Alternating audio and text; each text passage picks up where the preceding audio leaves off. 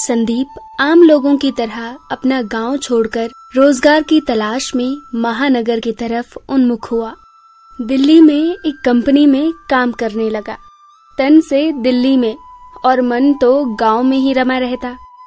संदीप के सपनों में कोई सपनों की रानी नहीं आती, बल्कि सपनों की सड़क आती। संदीप का गांव मुख्य मार्ग से 7 किलोमीटर दूर ऊपर चढ़ाई पर है। संदीप हमेशा यही सोचता कि कब उसके गांव में सड़क पहुंचे और वो अपने गांव में अपनी बाइक से जाए। इस साल कोरोना महामारी के लिए लॉकडाउन हुआ तो वो भी दिल्ली में क्वारंटीन हो गया।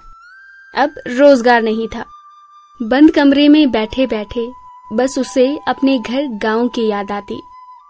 दिल्ली के घुटन भरे कमरे में करवटें बदलते बदलते उसे बस अपने गांव के हर खेत, मकान, पेड़, घर का कोना कोना याद आता।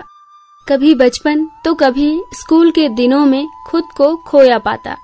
कभी कभी संदीप कल्पनाओं में इतना डूब जाता कि वो गांव की सड़क बना लेता और अपनी बुलेट लेकर अपनी होने वाली सपनों की रानी को बिठाकर ले जाता।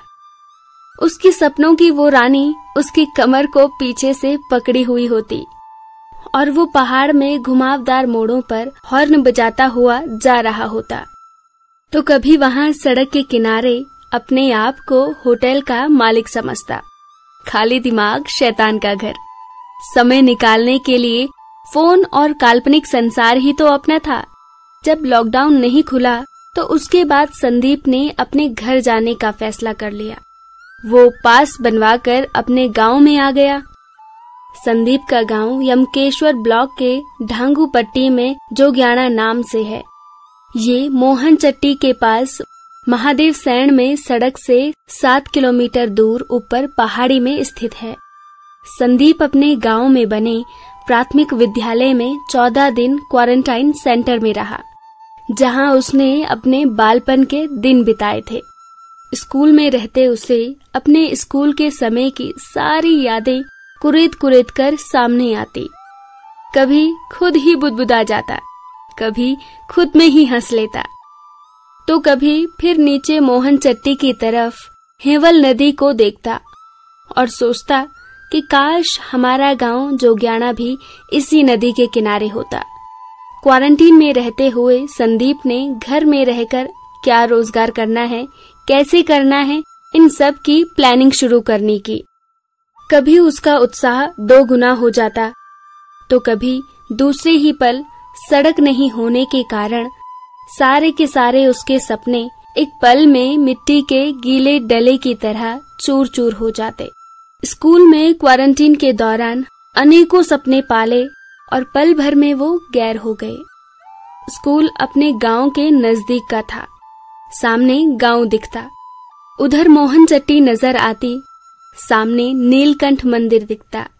इधर कभी मई जून में जगमगाते कैंप और उनमें पर्यटकों का लगा हुजूम। आज सब सुनसान पड़े नजर आ रहे थे। नीलकंठ और सिलोगी गैंडखाल सड़क सुनसान नजर आ रही होती। किसी ने नहीं सोचा था कि हमेशा पर्यटकों की भीड़ से लदे रहने वाले होटल आज किसी वीरान पड़ी हवेलियों की तरह नजर आ रहे थे। कोरोना की इस कुदृष्टि पर संदीप सोचता। 14 दिन क्वारंटीन में कब निकले पता ही नहीं चला। हंसते खेलते एक बार फिर बिना लिखाई पढ़ाई के गुरुकुल में दिन बीत गए। घर आकर एक अलग सी खुशी हुई। माँ का लाड और पिताजी का दुलार मिला। कुछ देर तो घर आने की खुशी में समय निकल गया, लेकिन उसके बाद फिर मन में एक ही ख्याल कि अब घर में क्या रोजगार करूं। दिन में पड़ोस में रहने वाले चाचा जब अपनी बकरियों को लेकर चुगाने गए तो लगा कि बकरी पालन भी अच्छा व्यवसाय है। चाचा से बात करनी शुरू कर दी। चाचा ने कहा, बेटा करने के लिए तो बहुत कुछ है, लेकिन आज के समय में काम करने के लिए सड़क का होना जरूरी है। हमारा तो समय निकल गया, तब जमाना कुछ और था और अब कुछ और है। बेटा आज के जमाने में रोजगार के लिए सड़क का होना जरूरी है। बेटा, बकरी का व्यापारी भी उसी गांव में जाता है जिस गांव में उसकी बाइक या गाड़ी पहुंच सके। हमारे गांव में तो सड़क का हाल क्या है तुम जानते ही हो। बकरी पालन के फायदे हैं, लेकिन मेहनत चाहिए। वैसे तो हर काम में ही मेहनत चाहिए। संदीप अपनी गौशाला में गया। उसकी माँ ने भी 10-12 बकरियां पाल रखी हैं। वो माँ के साथ उन बकरियों को चुगाने चला गया। संदीप की तरह उसके गांव में और युवा भी आ गए हैं। सब घर में रहकर रोजगार करना चाहते हैं, लेकिन भविष्य अभी अंधकार में नजर आ रहा है, क्योंकि यदि रोजगार भी करते हैं तो बिना सड़क के रोजगार करना संभव नहीं है। ग्राम प्रधान से उन्होंने इस संबंध में बात की तो उन्होंने कहा कि इस संबंध में वो क्षेत्रीय विधायक से पत्राचार कर सड़क बनाने को कहेंगे। संदीप की शादी भी नहीं हो पा रही थी, क्योंकि उसके गांव में सड़क नहीं है। हर लड़की का यही सवाल होता कि यदि शादी के बाद गांव में रहना है और रोजगार भी करना है तो सड़क होनी जरूरी है। अब संदीप इसी ऊहापोह में अपना ये समय काट रहा है कि यदि सड़क नहीं बनी तो उसकी शादी भी नहीं होगी, और क्या फिर उसे वापस दिल्ली जाना पड़ेगा या फिर घर में ही रहकर रोजगार करना पड़ेगा। अभी वो इन प्रश्नों का उत्तर ढूंढने का प्रयास कर रहा है।